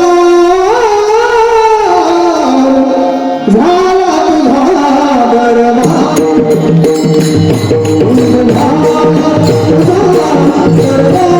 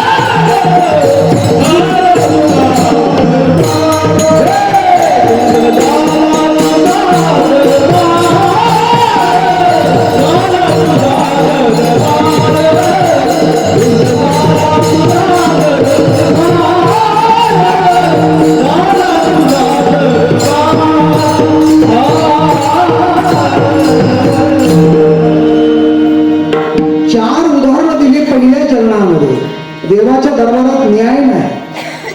धुंद झाला चुकीचे काम करतो हा देव. जनाबाईला लोक म्हणले, जनाबाई काही तोंडात आलं बोलू नको. जनाबाई म्हणले, तुम्हाला तर माझ्यावर विश्वास नाही ना, पहिलं उदाहरण आहे का. अरे आम्ही संतांनी जे जे झाले अवतार, आम्ही सर्व संतांनी देवाचं महत्व सांगितलं. याचं भजन करा, याचं कीर्तन करा, अरे दान करा, पुण्य करा, अन्नदान करा, द्रव्यदान करा, वस्त्रदान करा, स्वर्णदान करा, सोनले महान झालं, दुसरं काहीतरी करा. दानाचं महत्व आम्ही सांगितलं आणि आमचं ऐकून बळीराजानं दान दिलं. बळीराजानं दान दिलं, पण यानं काय केलं. अरे दान मागायला गेलं, याच्याकडे न्याय आहे, न्याय आहे. या मागायला गेला, छोटा मोठा होता, छोटा झाला, हरकत नाही. कारण मागायचं म्हणलं तर काय व्हावं लागतं, छोटच व्हावं लागतं. त्याच्या पुढे जाऊन सांगू का, माणूस कितीही मोठा झाला पण तो मागायला लागला का छोटा झाल्याशिवाय राहत नाही. त्याच्या पुढचं सांगू, त्याच्या विरुद्ध आहे. माणूस द्यायला लागला का तो मोठा झाल्याशिवाय राहत नाही. आणि म्हणून धर्म कार्यामध्ये देत जावं. आपलं धन जर शुद्ध करायचं आहे ना, अन्नदान करा, ज्ञानदान करा, जी घडेल ना ते दान करा. त्यानं काय होईल, वस्त्राची शुद्धता आहे, कपडे धुतल्यानं वस्त्र शुद्ध झाले.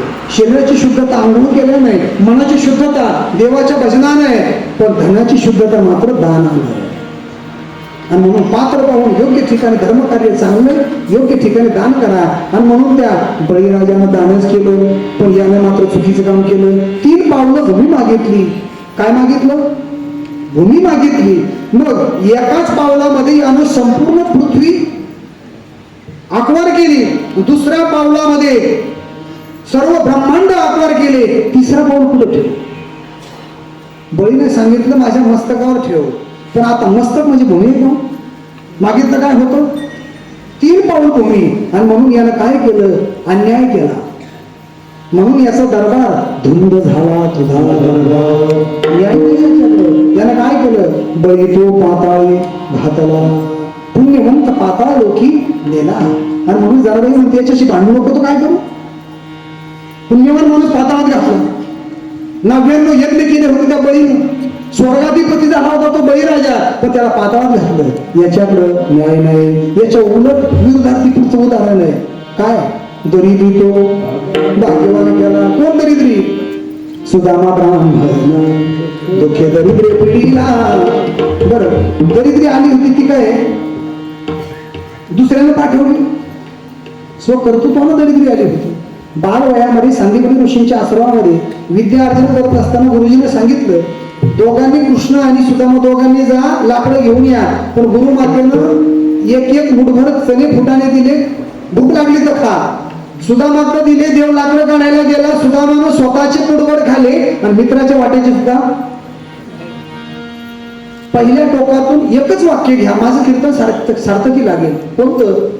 तुम्ही मागायला लागले का लहान झाल्याशिवाय राहत नाही, आणि द्यायला लागले का मोठे झाल्याशिवाय? तुम्हाला लहान व्हायचं मोठं व्हायचं तुम्ही ठरवा. पहिल्या टोकातून घ्या. दुसऱ्या टोकातून आहे काय? स्वतःच्या वाट्याचे मुठभर फुटाणे खाले, हरकत नाही, पण मित्राच्या वाट्याचे त्याच्या परवानगीशिवाय खाले. आणि म्हणून दुःखे दरिद्रे पिढीला. सुदाम्यानं जर मित्राच्या वाट्याचे मुठभर खाले तर आयुष्यभर दरिद्रीपणा आला. आपण कोणाच्या वाट्याचं काय काय किती खातो, आपलं काय होईल?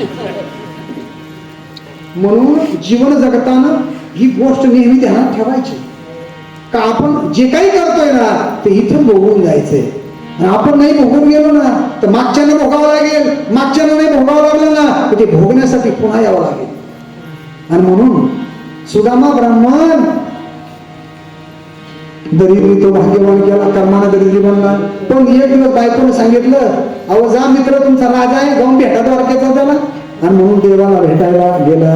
धावत पळत गेला. देवानं त्याला मिठी मारली. आपल्या राजसिंहासनावर दरिद्री माणूस, पण कुठे बसावलं? सिंहासनावर बसवलं. आणि मग त्याची पूजा केली. पूजा करताना स्त्रीक्षय होत, यक्षश्री होतं, ते स्त्रीक्षय केलं आणि त्याचे दरिद्र घालवलं. एवढंच नाही, सोन्याचा मुकुट त्याच्या मस्तकावर आहे. आणि मग देवानं सपत्नी पूजा केली आणि देवानं ओळख करून दिली पत्न्यांना. बघा सर्वांनी ऐकलं बरं का, माझा बालपणाचा मित्र आहे बरं का, माझा फार प्राणप्रिय सखा बरं का, सोबत राहिलोय बरं का आम्ही. आणि मग सगळ्यांना परिचय सुदामाचा एका शब्दात करून दिला. आणि मग रुक्मिणीचा परिचय करून दिला. सुदामा, ए मित्रा, ही तुझी मोठी वहिनी बरं का. शब्द पाहा किती गोड आहे. ही तुझी कोण आहे?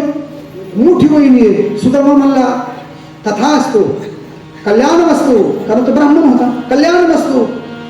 पण त्याच्या मनात आलं ही जर मोठी आहे तर छोटी सुद्धा आहे. 2 नंबर आली, भाऊजी नमस्ते, कल्याण वस्तू. 3 नंबर आली, भाऊजी नमस्ते, कल्याण वस्तू, कल्याण वस्तू, कल्याण वस्तू. आता एक तर खायला प्यायला काही नव्हतं त्याला, पायी चालून आलं होतं. आणि एक रुगडी चाललंय, कल्याण मस्तू, कल्याण मस्तू, कल्याण मस्तू. 8 वेळा झालं कल्याण मस्तू. त्यानं कृष्ण जाऊ इकडे गेले. अजून किती राहिले? देव म्हणे अजून 16,100 आहे. मग आता एक नको बोलू, एकदाच बाजारवर कल्याण मस्तू. अहो लक्ष्मीचा अवतार आहे रुक्मिणी. तर तिला जाऊन त्या सुदाम्याच्या पाया पडायला लावलं, आशीर्वाद घ्यायला लावला. त्रैलोक्याचा मालक ज्याचं पाय धुवून पाणी देतोय असा तो दरिद्री सुदामा. पण दरिद्री तो भाग्यवंत केला, राजसिंहासनावर बसवलं. म्हणून देवाकडे न्याय आहे का? पुण्यवंत पाताळात आणि दरिद्री राजसिंहासनावर. याच्याकडे न्याय नाही. तिसरं वरण फार गोड आहे. कोण? वाह्या कोणी साधे मारितच नव्हतं, ब्राह्मण धरायचा. एक मारला का डोक्या एवढ्या राजनामध्ये एक बारीक खरा टाकायचा. 7 राजनं भरवली म्हणतात रामानाचार्य. 7 राजनं भरवली. आणि मग पण त्याला एवढं मोठेपण दिलं. किती मोठेपण! कोयाची कीर्ती वाढाली गहाना, केले रामायण रामायण. रामायणाने लिहून ठेवलं तो वाल्यामुळे वाल्मिक ऋषी बनला. मग याच्याकडे न्याय आहे? आणि कीर्तिवानाचा अपमान केला. कोण कीर्तिवान? महाभारतातले सगळे कीर्तिवान. त्याच्यातलं एक नंबरचा आहे का? कोण कीर्तिमान? जर देवानं अर्जुना कर्वे त्याला कपटानं मारलं नसतं ना तर देव काय? पितामह भीष्माचार्य काय, द्रोणाचार्य काय, कृपाचार्य काय? देवाच्या बापावर नसता आटोपला कर्ण पुन्हा महायोद्धा होता, महारथी होता. बाकीचे फक्त रथी होते, पण कर्ण महारथी होता. पण देवानं कपटान मार त्याला कीर्तिवानाचा. हातात धनुष्यबाण नाही, शस्त्रास्त्र नसताना देव म्हणतोय तुझ्या मुलाला मारलं तेव्हा कुठे शस्त्र होतं? अरे हा जरी एवढा चांगला धनुर्धारी आहे तर याला नियम माहित नाही का? एकटं पोरग आहे, पडलंय खाली तरी यानं लात मारली, मार धनु पान मार. अर्जुनाला अनिती करायला लावली आणि त्या कर्णाला मारायला लावलं. कीर्तिवानाचा अपमान केला. आणि म्हणून धुंद झाला तुझा दरबार दरबार, तुझा दरबार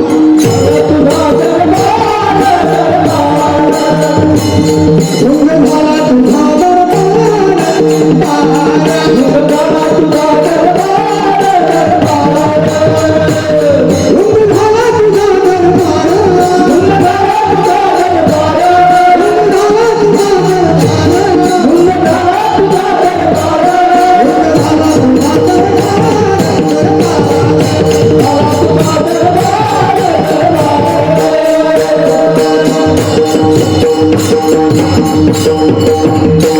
या देवाच्या दरबारात न्याय नाही. चांगल्या माणसाचं वाटोळ करतो आणि वाईट माणसाचं कल्याण करतो. म्हणून धुंद झाला तुझा दरबार. आणि एवढीच उदाहरणं, 4 उदाहरणं तुमचं नसेल पोट भरलं तर दुसऱ्या चरणामध्ये अजून 4 ऐका.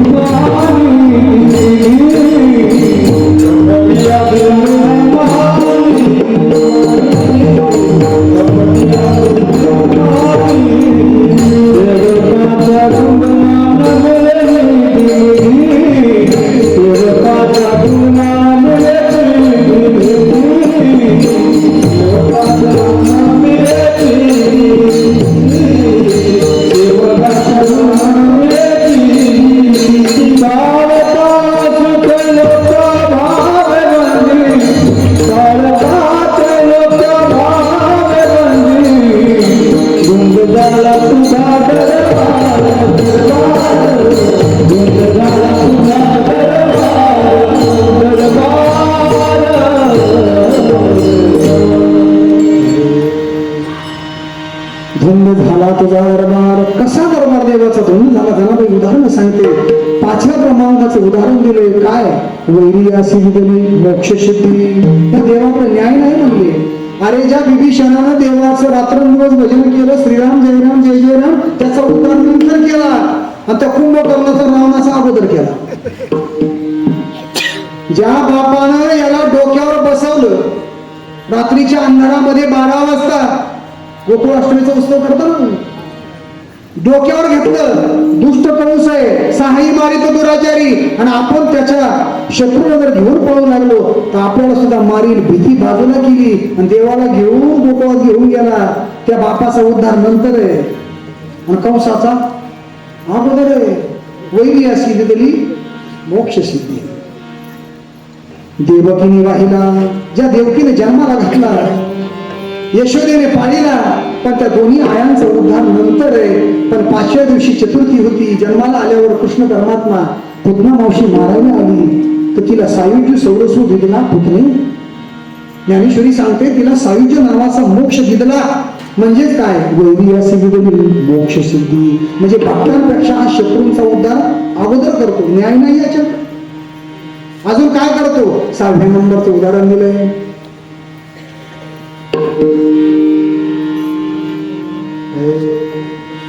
सेवकाच्या भुंगाने नाही ना, कपटी आदिनी महानिधी. वेळ झाला तुम्हाला असं वेळ म्हणजे कीर्तन संपायचं म्हणतो मी.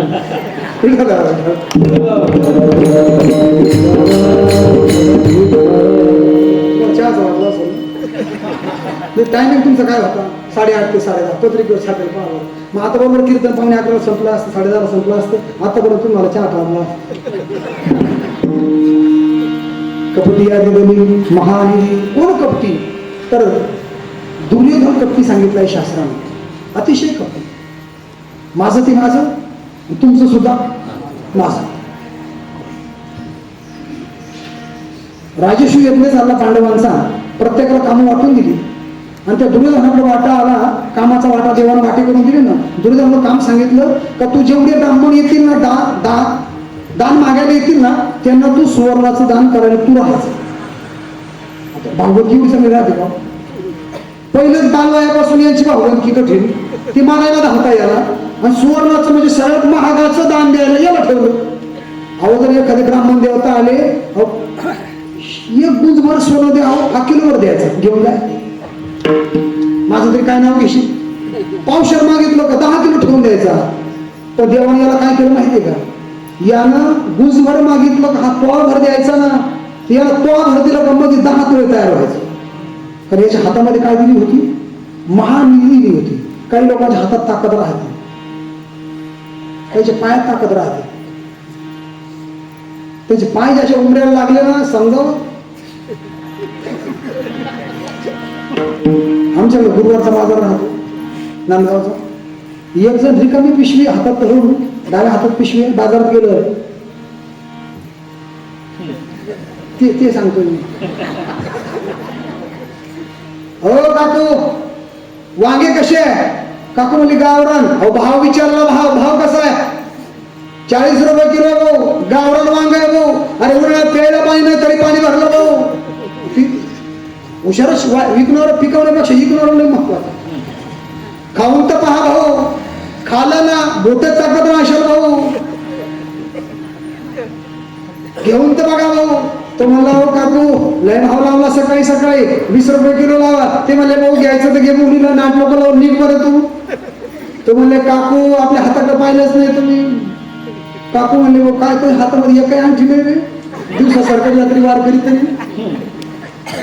माझं सांगतोय मी त्याच्या. अहो काकू माझ्या हाताचा गुण आहे. 40 रुपये तुम्हाला विकायचे, पण माझ्या म्हणण्यानुसार माझ्यासाठी जर तुम्ही 40 रुपयाचे किलो वांगे 20 रुपयाला जर दिला नाही 1 किलो बोनी जर माझ्यापासून केली, तर माझा हात जर तुमच्या वांग्याच्या पाठीवर लागला ना तर एक वांग 1 तासात शिल्लक नाही राहायचं. सगळे वांगे संपून जातील. दिवसभर तुम्ही घरी जायला मोकळ्या. ते म्हणले भाऊ तुझ्या हाताचा असा काय गुण आहे? 1 तासात सगळे वांगे संपून जातील. तो म्हणला काकू आपल्या हाताचा गुणच असा आहे, बापाच्या काळात 50 एकर होती, पठ्ठ्यानं गुंठाने ठेवला. हाताचा गुण. तसं दुर्योधनाचा उलटा गुण होता. काय? त्यानं किलोभर दान दिलं होतं, मागे 10 किलो तयार व्हायचं. आता एवढा चांगला माणूस होता का तो? पण देवाकडे न्याय नाही हो. चांगल्या माणसाला वाईट माणसाला चांगलं देऊन टाकलं. कपटी आदिनी महानिधी व सेवकाच्या ढोंगाने मिळे चिंदी. हनुमंतराय त्यांना घालायला कपडे नाही होते, उघडे बंद आहे. टोपी सुद्धा घालत नाही आपण त्यांना कधी. उपरनं हा शेंदूर लावून दिला का मोकळं झालं आपण. आपलं सगळं कर्तव्य संपलं. बरे पहिले नवरदेव तरी पाया पडायला जायचे, आता नवरदेव गेले पडलं डोके मारायला लागले. तर त्याचे पाया का पडायचे तुम्ही समजूनच घेत नाही. अरे बाबा ब्रह्मचारी आश्रम आपण त्यांच्याकडून उसना घेतलेला असतो लग्नाच्या अगोदरपर्यंत. लग्नाच्या दिवशी त्यांची परवानगी घ्यायची, त्यांचे आभार मानायचे. देवा आतापर्यंत तुमचा आश्रम तुम्ही आम्हाला दिला ब्रह्मचारी आश्रम, आता तुमचा आश्रम दिल्याबद्दल धन्यवाद म्हणून पाया पडायला जायचे. आणि आता ग्रस्त आश्रमासाठी आम्हाला आशीर्वाद द्या म्हणून त्या दिवसाला इतर देवाच्या पाया पडा नका पडू, पण हनुमंतरायाच्या पडावंच लागेल.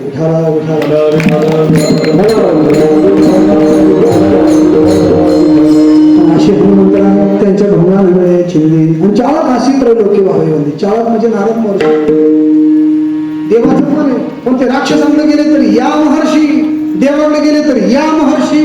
त्रैलोक्यात त्यांना मान आहे आणि म्हणून देवाकडे न्याय नाही. धुंद झाला तुझा दरबार. 2 चरण आपले पूर्ण झाले. पुढचे 2 चरण 2 मिनिटात सरळ सरळ सांगूया. तत्पुरुष सर्वांनी एकदम मोठ्या प्रेमाने देवाचं नामस्मरण करा आणि सगळ्याला पूर्ण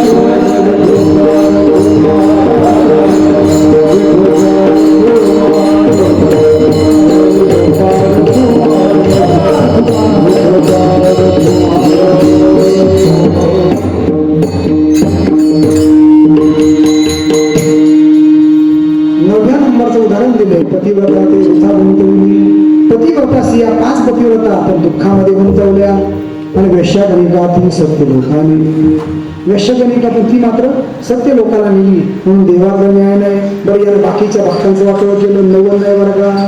मग अरे याला स्वतःच्या कुटुंबाचा सुद्धा नाश केला. कळी सुकवा लावली. याला यादव कुळामध्ये सुद्धा कळ लावली. यादव एकमेकाशी भांडू मेले. ते 2-4 मुली ते दांडव करता आणि म्हणून याच्याकडे न्याय नाही. सत्ववानाचा बहु केला छळ. सखा म्हणविसी त्याची नसी जळ जणी म्हणे मी जाणे तुझे खेळ. धुंद झाला कीर्तन संपलंय पण भांडण म्हटलं का एका हाताने टाळी वाजत. कोरडाच्या भाषेत एक असतो वादी दुसरा असतो प्रतिवादी. आणि मग जनाबाई वादी पण देव आहे प्रतिवादी. आतापर्यंत तुम्ही बाजू कोणाची आहे की देवाच्या चुका जनाबाईची. आता देव लोक म्हणले जनाबाई कुठपर्यंत भांडते ग. अजून 4 दिवसाची कीर्तन ऐकायला यायचं आम्हाला. 11 वाजून चालले ना. मग आटोप जनाबाई सुरावर द्यायचे. घरी जायचे आम्हाला पुन्हा आंघोळ करावी लागते अंतविधीने आल्यावर. आणि मग जनाबाईला घेऊन देव म्हणले थांबा पंढरपुरातल्या लोकांना.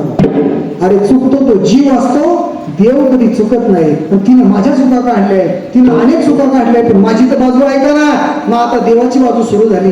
देव म्हणला ऐका ना. तिने सांगितलंय पुण्यवंत पाताळ गेलेला. मी पुण्यवंत पाताळात घातला बरं का. पण 3रा पाय त्याच्या मस्तकावर ठेवत असताना मी प्रसन्न झालो बळीवर. आणि बळीला विचारलं हे बळी मी प्रसन्न आहे काय मागायचं ते मागून घे. त्याने सांगितलं आता दृष्टीपुढे ऐसाची थोडा. माझ्या दृष्टीपुढे असं विशाल रूप घेऊन असाच राहा. आणि म्हणून बळी पाताळात घातला. पाताळाचा राजा बनवला. पण द्वारपाल कोण बोललो? देव बोलला. जो योग्याच्या ध्यानात जात नाही देव त्याच्या पुढे द्वारपाल बनला.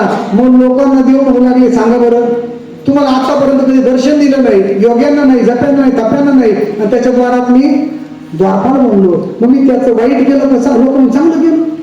अरे देव ज्याचा नोकर बनलं चांगलं झालं ना. जनाबाई म्हणली एक उदाहरण चुकलं काय बिघडलं. दुसरं उदाहरण तरी तो भाग्यवंत केला. मग देव म्हणला अरे आधी तरी दुराचारी पण सर्वोत्तमाचे अधिकारी ज्ञानेश्वरी सांगते. अगोदर त्यानं चुकीचं काहीतरी केलं असेल. आता मला घातली ना मी त्याचं सांगतो तुम्ही तिला पाऊस नका पुढं. आता मागे घातली ना कीर्तनाला यायला लागला ना मागे झाले ते पाहू नका.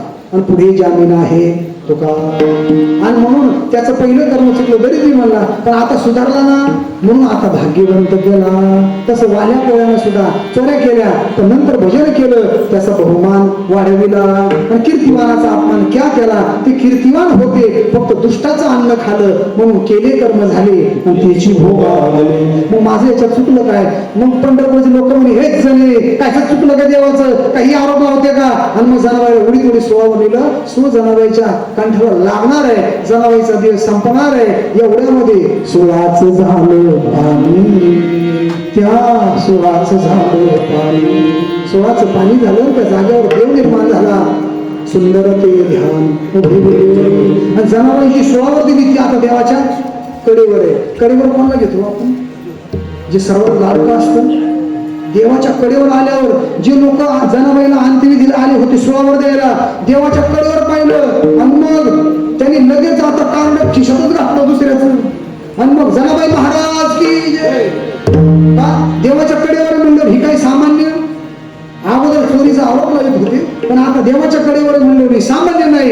आणि मग जनाबाई ते लोकांकडे पाहायच्या ऐवजी त्या देवाच्या कडेवरतीनं कानात म्हणली का रे देवा, तुला जर माझा एवढं जय जयकार करून घ्यायचा होता तर अगोदर चोरीचा आणलासच का बरं?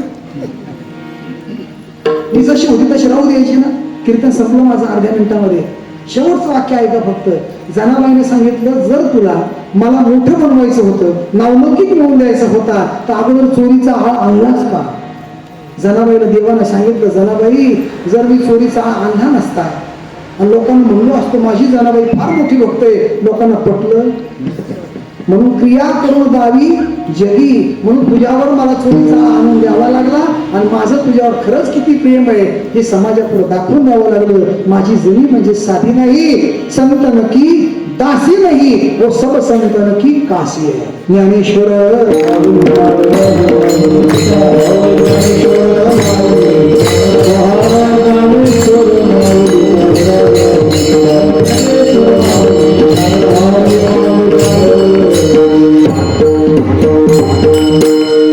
पुण्यवंत पाताळ केलेला दरिद्रीचे भाग्यवंत केला चोर त्याचा बहुमान अडवला आणि कीर्तिवान केला.